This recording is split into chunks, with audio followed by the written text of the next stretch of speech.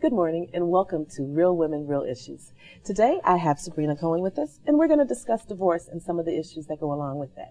Good morning. Good morning. Thank you for having me. Thank you for coming. Thank you. First of all, I wanted to ask, how long have you been doing divorces? I've been practicing law for 20 years, and the practice of family law has been an integral part of my practice for a long time. Okay. Yeah. Now, can you tell a difference from 20 years ago when you first started to today in the amount of divorces? Yes, the amount of divorces has increased dramatically, as has the level of animosity and just how difficult the parties are toward one another throughout the process. Why do you think it's more? Why do you think it's increased? What are some of the issues that lead to it? I just think people in general are much more stressed relative to finances and children, and the standard of living has decreased and it's changed. And I think because of all of the pressure put upon each party, it's much different now. I also believe it has something to do with women being more independent too, being in the workforce, being able to take care of themselves along with the children, not having to depend on a spouse or a husband as they did, say, in my parents' generation, where I remember growing up with my mom and her friends, everybody was married. Well, I think that's why the number of divorces has increased. Certainly because women are more liberated. Absolutely. They don't have to put up with the infidelity any longer. They can have the confidence to go on their own, to support their family. They don't have to succumb to the the pressures of being married in perhaps a volatile situation or abusive situation. And the stigma attached to divorces is not there as much as it was for our parents' generations. Right. Now, what are some of the specific issues? Do you think, for instance, obviously infidelity? I know I have had friends as far as gambling being an issue in a marriage. I know money comes along with that, but when you spend the mortgage money on going to the gambling casino, that definitely can lead to a divorce. Well, absolutely. I mean, obviously infidelity is the most likely cause of divorce. Money, finances are a very, very big part of divorce. You know, and like you said, that goes along with, you know, if someone has a gambling addiction or they're taking all the money from the marital fund and they're using it and not telling their spouse about it. You know, there's drug issues that come into play. People are spending all their money on drugs. You know, affairs, if someone's spending all their money on affairs on someone else. You know, there's so many things that come along with reasons behind, you know, why people have to divorce or want to divorce. And for the betterment of the children, sometimes divorce is really the only option. Now, when someone comes to you with some of the issues you just discussed, do you try to counsel them or do you outsource them to someone else with professional help? You know, I always recommend both parties to seek counseling, and divorce is not an easy process. And whether someone's been married for a year or 20 years or 30 years, you know, divorce is not easy, especially when children are involved. You know, when children are not involved, you're separating, you know, assets. You're still separating from the only family you ever knew, even though your family might only be the spouse with no children. You might have a dog or, you know, cat. But it is still so hard. And I always counsel my clients to make sure this is what you want, because it's not easy. Exactly. We'll be right back with more on divorce and child support with Sabrina. But first, we're going to find out the juice of the week from Jungle Juice.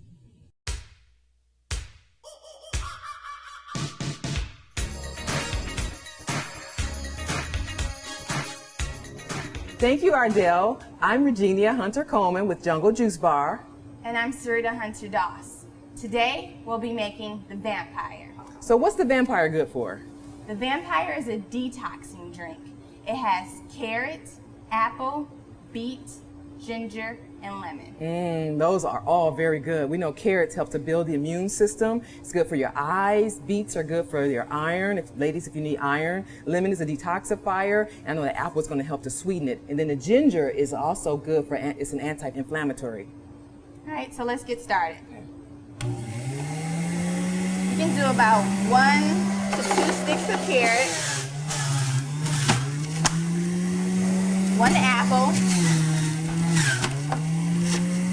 a quarter beet,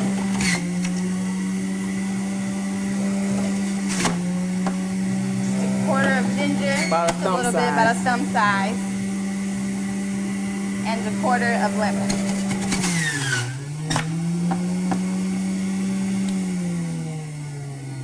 That looks good. This is really good. It's just enough ginger. This drink is good for so many things. The beet is good for your iron. The carrots are good for your eyes and for building a strong immune system. The ginger is anti-inflammatory. The lemon is a detoxifier. Vampire, come join us at Jungle Juice Bar, where juices go wild. Remember, your health is your wealth. Try the juice of the week and much more at the Jungle Juice Bar. The Jungle Juice Bar is located on Charlevoix in Grosse Pointe Park. We're the Cronin Law Firm, bringing more to the table. When we sit down together, we share our expertise. You've got a legal problem, we know you need relief. Advice that you can trust, that's why people come to us. We're the Cronin Law Firm, bringing more to the table. We fix hearts, we fix heads, we do eyes and ears, noses and throats. In fact, more children come to Children's Hospital than any other hospital in the state. Stop the headaches, stop the pain, fix the tummies, the ankles, the toes, and fingers. Emergency? When it's your child, don't settle for less. Trust the pediatric ER experts at the Children's Hospital of Michigan at the DMC. The ER at Children's Hospital. Always there, just for them. Real Women, Real Issues is brought to you by Mike's Fresh Market.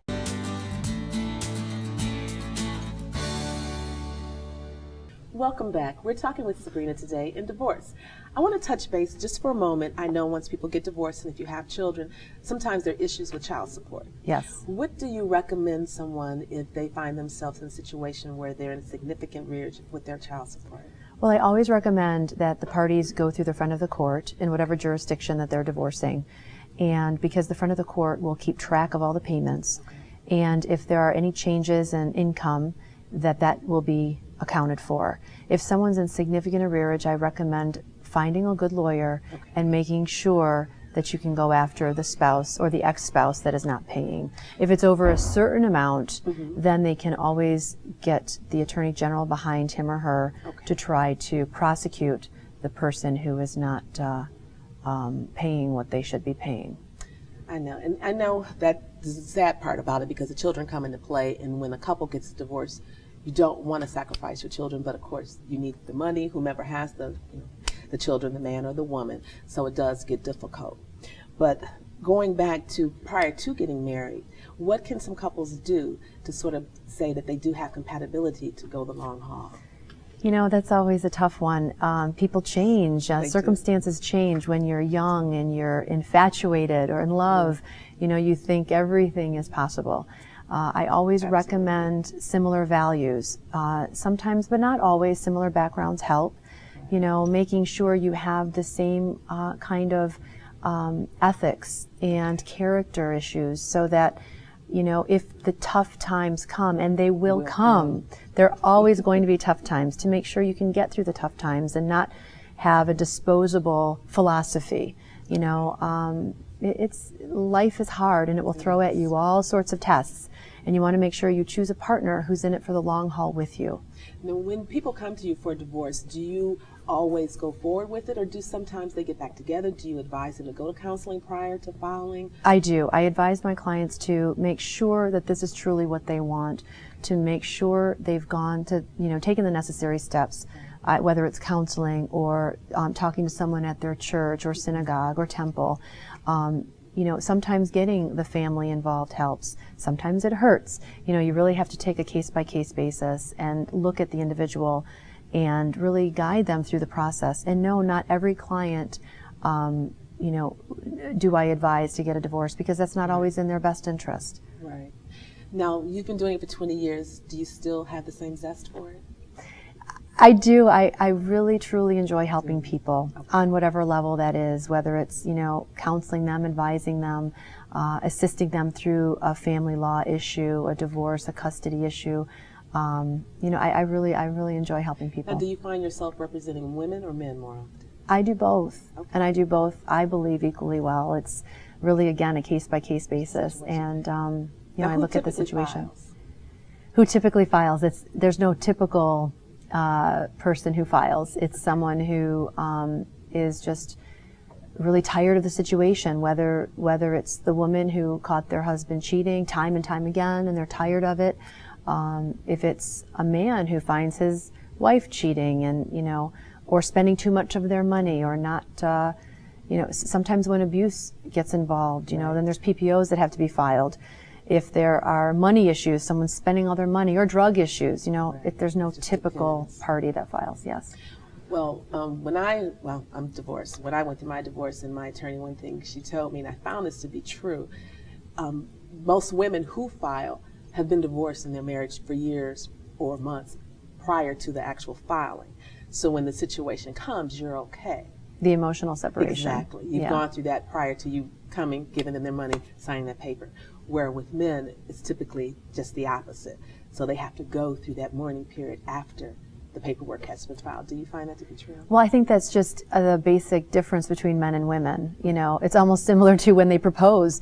You know, a man knows about it for a long time. You know, typically if it's a traditional proposal and they're thinking about it, and then the women learn about it, you know, typically as a surprise. But I do believe that true. I think men handle it differently. They go through the mourning process differently than women. A lot of times it is like a death. And I think a lot of times men don't get it. Like a woman for months or years will say, these are my issues. You need to come home more. You need to be more involved. You need to, you know, do X, Y, and Z. Absolutely. And the men don't hear it. Yeah. Or they think, oh, she doesn't know about this affair. I can get away with this. Or it doesn't matter. Or it doesn't matter. As long as I'm paying the bills, the mortgage is being taken care of, she's okay. She's okay, right. They just, you know, kind of go along, you know, and they think they're pacifying their wife, and truly things are really going awry deep down. Thank you, Sabrina. I did appreciate you this morning. You gave me lot of information. Thank you. And hopefully everyone out there got a lot of information. And if you find yourself in a situation where you do need a divorce attorney, go to your website at Call Cronin Law. We'll be right back with real estate guru Jim Saros.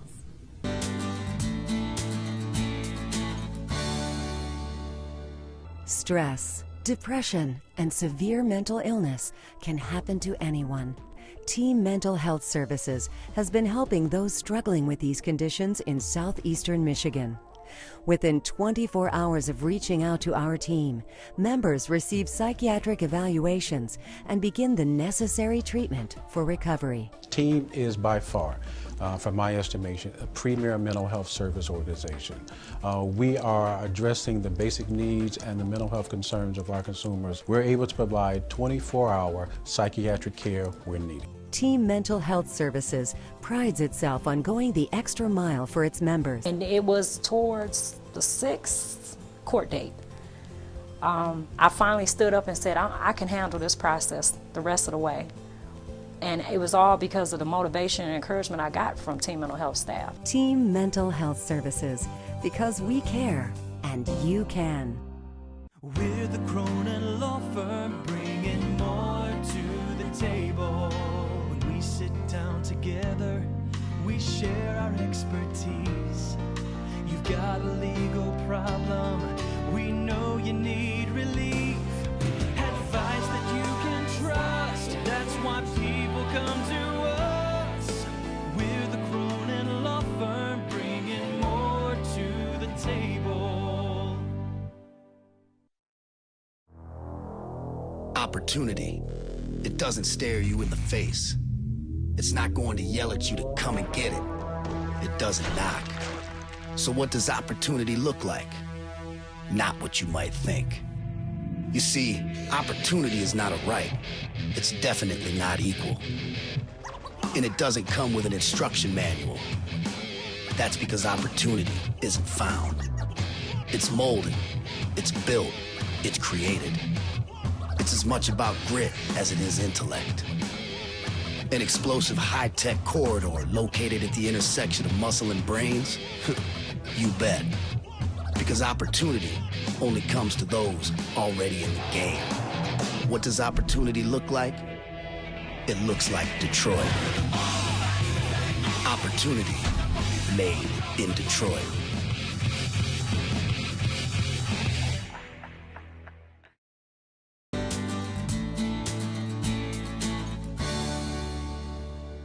Welcome back to Real Women, Real Issues. I have real estate guru Jim Saros here with me today. I'm going to ask you a question that I'm sure a lot of Detroiters or people in the metropolitan area want to know. What led to the dramatic drop of real estate in the city of Detroit and surrounding area?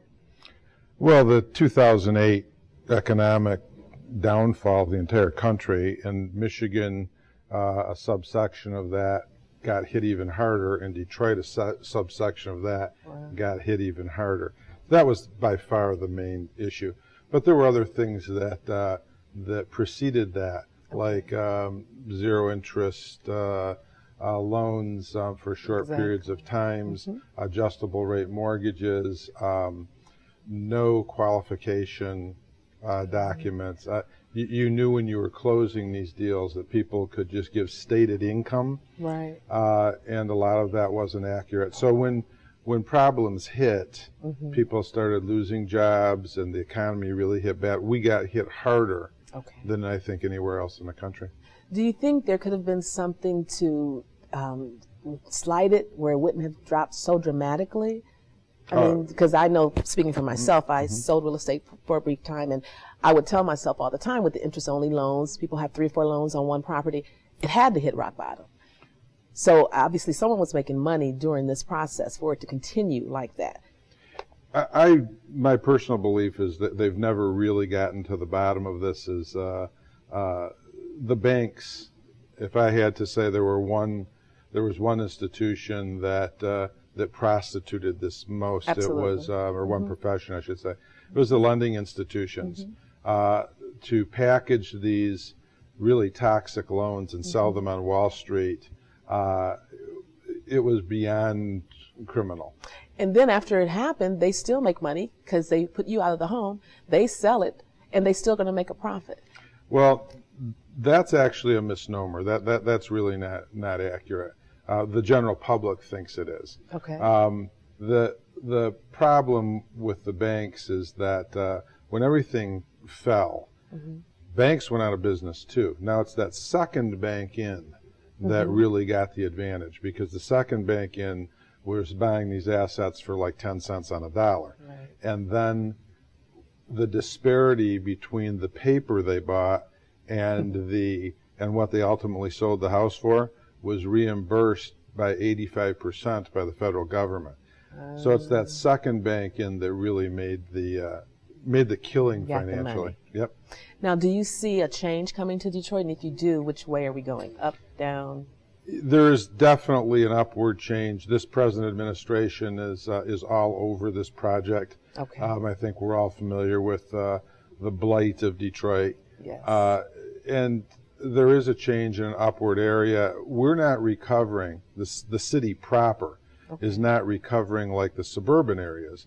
If you go into some of the suburbs like St. Clair Shores, Grosse Pointe, obviously the Birminghams, the Bloomfields, I mean, it's crazy. Homes are on the market for days, and there's multiple bids. Detroit's a much harder, it's a much harder comeback because some of the other issues that are around, which I think this administration is definitely laid out a good strategy. Trying to tackle it. Well, it's schools, it's police, it's crime. I mean, you have to feel safe in the neighborhood you're living in, and you have to appeal to the family. If you're not appealing to the family, I don't care if you're selling milk, bread, cars, the family is the largest buyer of any commodity. If you don't get safety, if you don't get schools, if you call a police department and they're not there, and that's why I really feel positive, because the police, there is a big difference in response times. Right. And with the charter schools coming into play, there's some schools of choice now. So there is movement in the right direction, but it's much slower. And I think even with the suburban areas, as you say, they're increasing more rapidly. When you have a core city, such as Detroit or Chicago or New York, even the suburbs, they need that city to thrive in order for them to thrive, I believe. You're right. They need the city to thrive, but that's why you're seeing such a unbelievable renaissance in downtown Detroit. Because what you really need, if you're in the suburbs, what you really need to thrive is the downtown. The art museums, the stadiums, the restaurants, and that's what we've got now. And so your suburbs are 15, 20 minutes away, yet they still get smaller police protection, city services, etc. But what that will do for the neighborhoods, I don't think it has that strong of a net effect on the neighborhoods. Well, we'll be right back. We're going to get more information from the real estate guru, Jim Saros, when we return.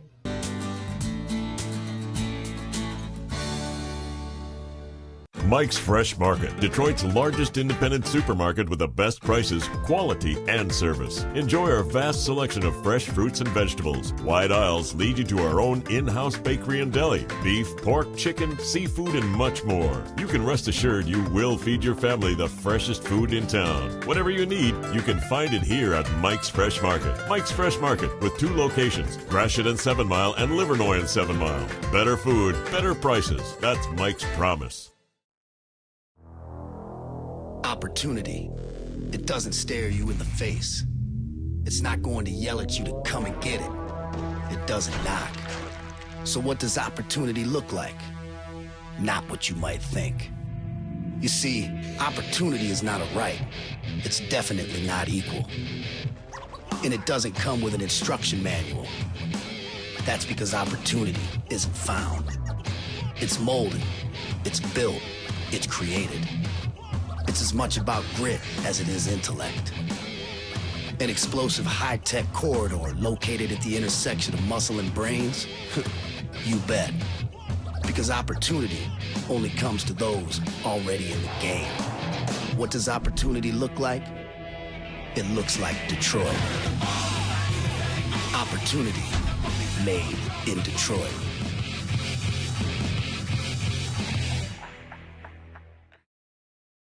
Imagine a state-of-the-art emergency department with private rooms and space for family right in your neighborhood. It's here, the all-new patient-friendly ER at DMC Sinai Grace. A new era for Detroit. This is the ER you've been asking for. Spacious, with private exam areas and room for family. With DMC's 29-minute ER guarantee and Cardio Team 1. The all-new DMC Sinai Grace Emergency Department. ETX Closed Captioning is sponsored by the Detroit Seafood Market. Welcome back to Real Women, Real Issues. We have our real estate guru here, and I'm going to ask a question. What do you think a homeowner or business owner can do to increase the value of their property? Typically, curb appeal is great. You want to weigh cost versus return, and a lot of people don't do that right. People pay for 2 things, cleanliness and decor, and they're the 2 cheapest things you can do. Being uncluttered. So if you're getting ready to sell your house, unclutter areas before you show it. Don't try to get as little that you have to talk away as possible. There are negatives in every house. So if you have an older kitchen, you don't want to also have walls that need to be painted, certain repairs that need to be done. Take care of those little things so you can just take the one negative and it's going to be a negative and let the people go in. But I think exterior, like landscaping, have that front door, that's where they're standing when they're waiting to walk in, have that, make sure that that's painted or varnished nicely. The address plate, the mailbox, bushes in the front, cut grass, edged grass, things painted. That curb appeal gets them in the house. And so that's very important. And then once you're in, again, clean, uncluttered. Another question I want to ask, in Detroit there was a lot of flipping there at one point. People would buy low, put a few dollars in, and make a great return on it. Do you still see people doing that in Detroit or surrounding areas? Yeah, there's always going to be flipping. It's really not what you sell for, it's what you buy for. You make money when you buy. So you want to buy right. And if you buy right, there's always a flip there. When you have a really down market, people are a little spoiled. They could buy, let's just take Detroit, you could buy a house in a great neighborhood for under $10,000. The issue then was, what could you sell it for? Exactly. Now, where homes sell much more rapidly, you can pay more for them. So it all becomes a numbers game. One of the problems, I think, is there's a lot of amateurs doing that. because it looks good on paper. Exactly. And then by the time you've got everything finished and up and ready and you're selling the house, sometimes you just are hoping to get your money back. Not make a profit. Yeah. But there is a market there, but it really shouldn't be for amateurs. You should get professional help when you're doing that. So if someone's doing this for the first time, you would, obviously they would be an amateur, you advise them to counsel with someone who's done this for several years? Yeah, not necessarily flipping homes. What you really, to make money in anything, you have to know what you can sell it for. So I think, tying up with a good broker, and there's a lot of good brokers out there that can tell you what this house will be worth once you're done doing what you have in your mind should be done. Exactly. And then you know what you can buy it for. You can back into that buy price, add into what you're going to put in it, and then there should be a margin of profit. Now, do you see women doing this? Oh, sure. In fact, women actually are superior to men in doing it, because the men tend to concentrate on the mechanical and structural components of the house.